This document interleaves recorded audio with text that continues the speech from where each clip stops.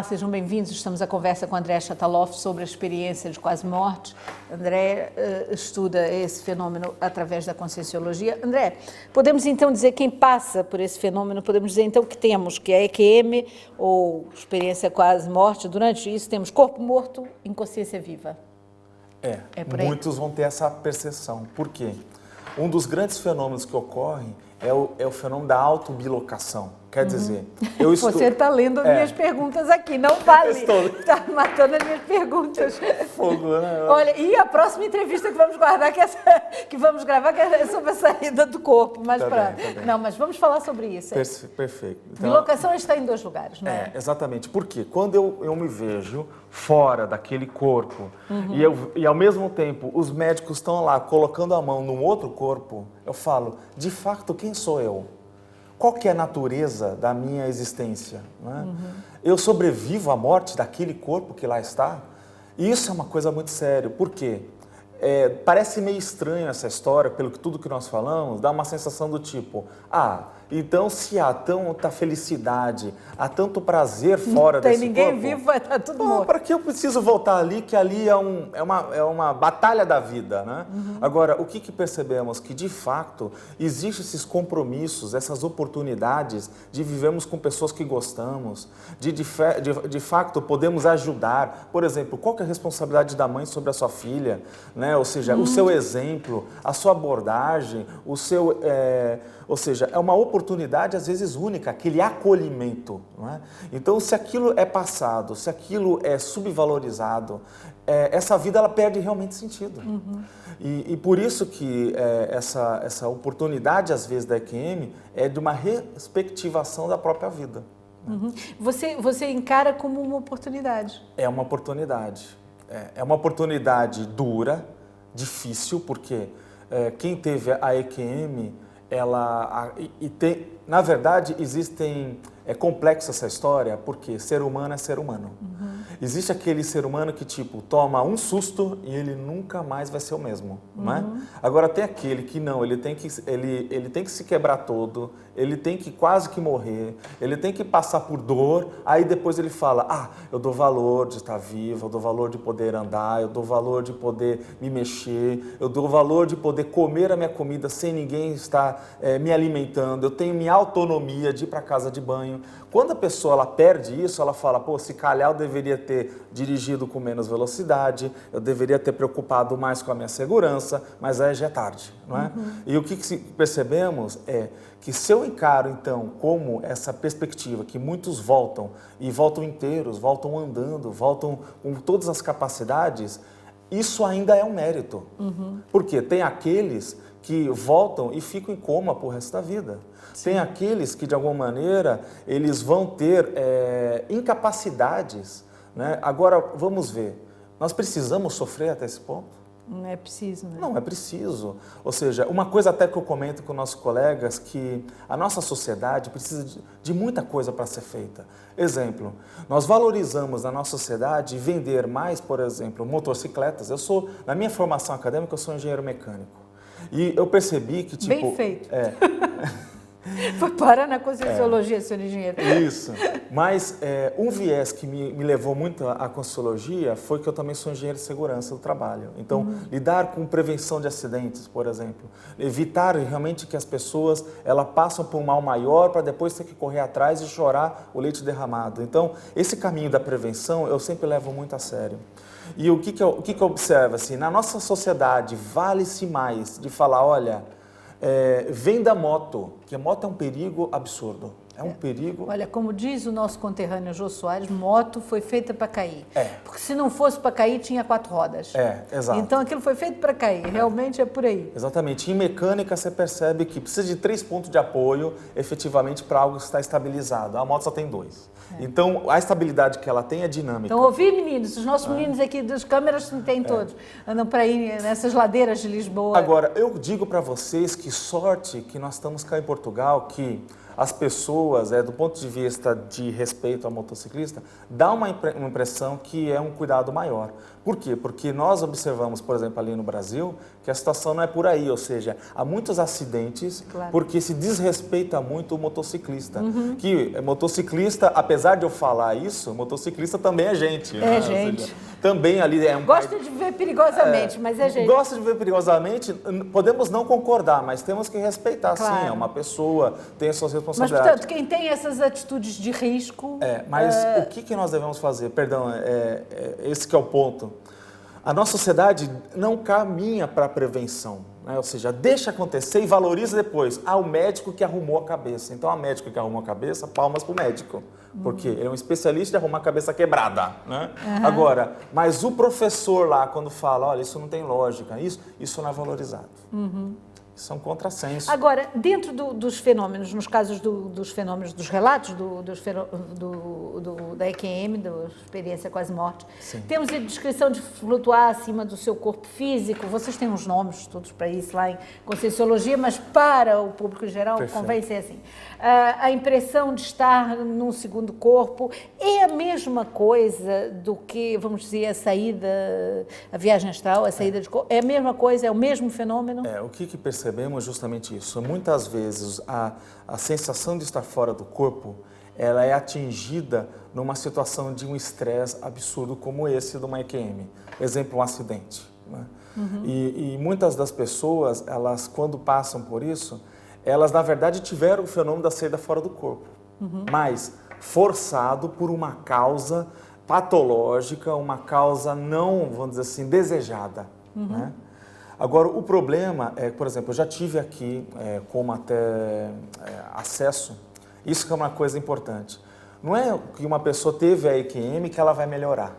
Eu já conheci pessoas aqui em Portugal, por exemplo, pessoas até com dinheiro, um empresário, pessoa com uma cabeça fantástica, que ele teve um acidente de carro, né? E, inclusive, ele até comenta que ele usava uma marca de carro específica e que a marca até começou a dar um carro para ele, né, para ele mostrar que o carro salvou a vida dele. Ele, efetivamente, ele teve uma experiência da quase morte, mas o que ele pôs para si, para ele não... Foi o sonho. Para ele não pagar o ônus daquela experiência, né? Ou seja, aquilo para mim foi importante, mas eu não vou mexer com isso agora. Ela coloca isso, uma pedra tão profunda, tão séria, sobre um assunto tão importante e decisivo nas escolhas. Por quê? Vamos pensar o seguinte, se cada um de nós, o nosso ouvinte, né, o nosso telespectador, chegar e tiver uma real percepção de que é muito mais do que esse corpo, muitas coisas, muitos sistemas vão ser questionados. Peraí. Então, quer dizer, eu tenho que dar valor ao que eu penso no outro. Existe causa e efeito, existe ação e reação. Então, peraí. Então, as minhas posturas perante aos outros interferem no meu futuro? Será que se eu ajudar mais pessoas, de repente isso vai me ajudar no futuro? Não que eu estou querendo ser, vamos dizer assim, calculista, mas, de fato, eu começo a ter uma noção do que é o cosmos. Uma das coisas que nós observamos da EQM é o cosmos, ele segue seu fluxo. E esse fluxo, ele explica muita coisa. Pare para refletir. Se você chega e foi lá atrás de uma entrevista de emprego, atrasou por 5 minutos, porque o autocarro, sei lá, um passageiro demorou para entrar, aconteceu algum problema no semáforo, você atrasou 5 minutos, o horário era seu na agenda. Chegou um candidato antes e fez a entrevista e o pessoal adorou aquela pessoa. Você já dançou. E você já dançou. Aí você fala, isso tem a ver com o quê? Com uma relação de causa e efeito. Claro. Aquela pessoa, ela tinha mais mérito. Claro. Agora, se nós fôssemos pensar que isso vale para tudo, os encontros, tem muitas pessoas que querem, vamos dizer assim, afetos, querem parceiros, parceiras, querem conhecer pessoas boas. Agora, detalhe, como que eu vou merecer alguém bom para perto de mim se eu não sou bom para os outros? Olha a coerência disso. Semelhante atrai semelhante, né? Exatamente. A minha forma de pensar, ele impõe aos meus colegas, o meu ciclo de amizades. Então, quer dizer, Eu já começo a perceber que essa vida ela tem uma importância e que eu tenho que acertar muitos pontos. Eu não vou dizer, por exemplo, André, você é uma pessoa confortável com isso? Eu falo, não, olha, eu tenho um chamado estresse evolutivo. Quer dizer, eu sei de imensas coisas que eu tenho que ajustar. Por exemplo, tem coisas que nós às vezes já sabemos que é errado, mas vamos lá e erramos de novo. Claro. Mas aí você fala, mas eu sei que isso é errado. O que eu tenho que fazer? Eu tenho que morder a ponta da minha língua, eu tenho que ser bravo comigo mesmo. Eu falo, peraí, o que controla aqui? Né? Eu tenho maturidade, eu não posso de alguma maneira me alisar, passar a mão na minha cabeça e me perdoar e falar assim, não, olha, eu também mereço, eu também tenho aquela tolerância. Assim nós não vamos à frente, assim nós não vamos crescer, nós não vamos ser exemplo de ninguém. E tem pessoas que são os nossos exemplos, então quer dizer, é uma troca constante. E a visão, também relatada no Quem Vive, de seres espirituais? Portanto, é narrado pessoas que veem antepassados e veem seres espirituais. Perfeito. A Conscienciologia aceita isso perfeitamente. Perfeito. Porque, por exemplo, dentro do estudo da corrente do kardecismo, não é? No fundo, a experiência quase morte é contada para aqueles que voltam. Sim. E dentro do kardecismo, não é? Do espiritismo, eles contam os que foram e ficaram. Certo. Mas o que contam é a mesma coisa. Exato. Há vários relatos psicografados e mensagens e tudo que dizem que é assim. Nós damos muito valor a essas pesquisas e tudo isso, até tem muitas religiões, tem muitas, vamos dizer assim, filosofias que abordam essa condição, por exemplo, da reencarnação. Nós damos valor e detalhe, nós temos até técnicas para podermos aceder a vidas passadas, por exemplo. Claro. E durante até mesmo esses fenômenos projetivos, esses fenômenos da experiência quase-morte, pode acontecer da pessoa ela lembrar que ela já passou por aquilo antes e falhou. Esse que é um detalhe. Porque, exemplo, a pessoa às vezes é levada a um acidente. E muitas vezes naquele acidente de afogamento e tudo mais, ela vai perceber que ela já morreu, mas às vezes daquele jeito antes. Agora, o que aconteceu? Ela continua sendo riscomaníaca, ela continua com a mesma boca torta como antes. Então, efetivamente, nós observamos que nessas saídas, muitos vão passar por aquela condição de reencontrar parentes, muitas vezes. E esses parentes que fazem uma comitiva de chegada para o equemista, né, que vamos dizer assim, que seria a pessoa que passou por aquele efeito traumático, ele acaba sentindo, às vezes, mais tranquilo porque tem aquela pessoa que ele confia. Agora, isso mostra, primeira coisa, que existe uma continuação da vida após a morte, ponto.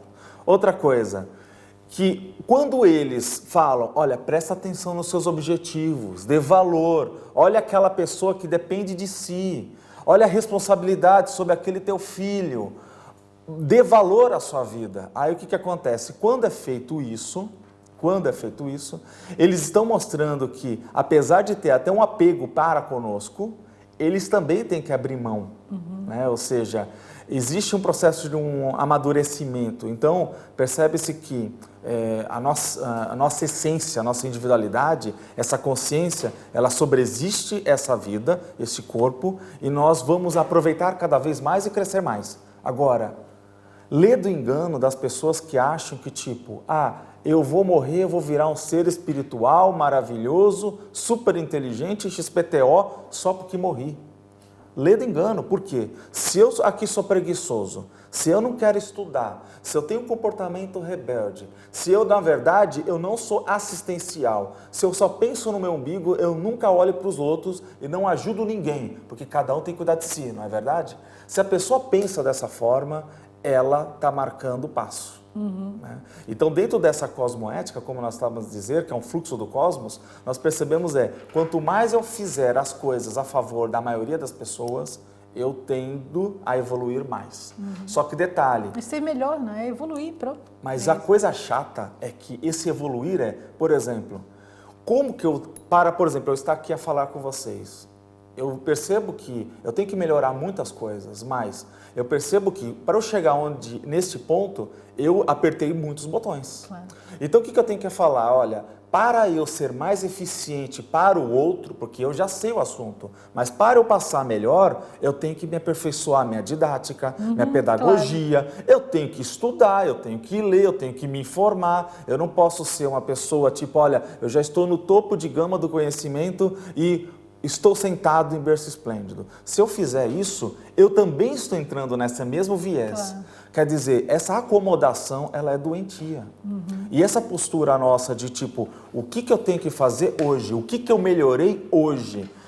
E colocar metas. E detalhe, nós observamos que nós temos que ser arrojados na nossa meta. Por exemplo, se eu não falar para mim, olha, daqui 1 ano e meio vou estar a falar outro idioma, para eu poder aceder outras pessoas e ajudar outras pessoas, quem não cumprir essa meta, o problema é meu. Então, quer dizer, o compromisso de colocar metas grandes, de alguma maneira se espetar do ponto, olha, o desafio, você topa ou não topa? Qual que é a tua força de vontade? Tem energia aí ou você já morreu, né? Olha, estou me lembrar aqui de um entrevistado meu, que você deve conhecer, escritor brasileiro e que vende internacionalmente, que é Augusto Cury, que ele diz, é proibido sonhar pequeno. Pois, não pode exatamente. ser, tem que sonhar grande. Obrigada, Exatamente. André.